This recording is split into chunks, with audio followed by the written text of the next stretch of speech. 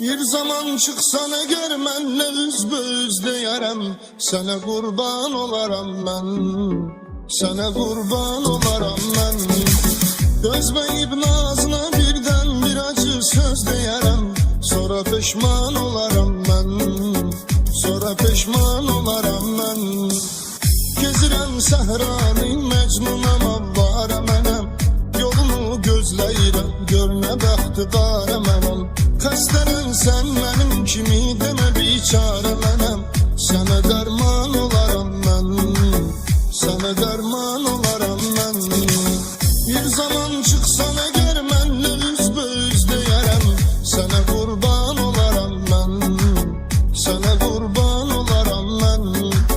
Dözməyib nazına birdən bir acı söz deyərəm, sonra peşman olaram mən, sonra peşman olaram mən.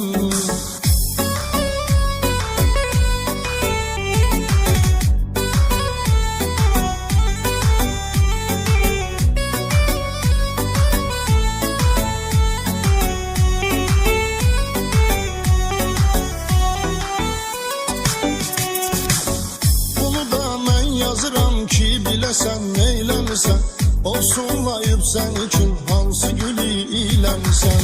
Olmayırdınsa axı sən ne üçün söyləmisən, sənə canan olaram mən, sənə canan olaram mən.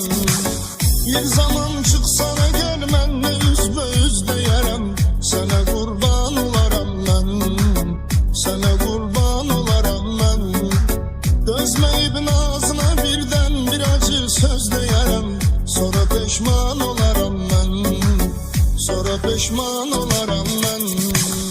Məni dəvət eyləsən görüşüvə mən necə gələrəm, zəif əllərimlə əllərini tutub gücə gələrəm. Yenə də səbr edirəm, bir gün aylı gecə gələrəm, sənə mehman olaram mən, sənə mehman olaram mən.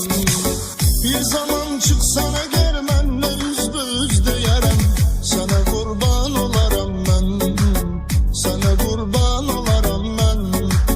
Dözməyib nazına birdən bir acı söz deyərəm, sonra peşman olaram mən, sonra peşman olaram mən.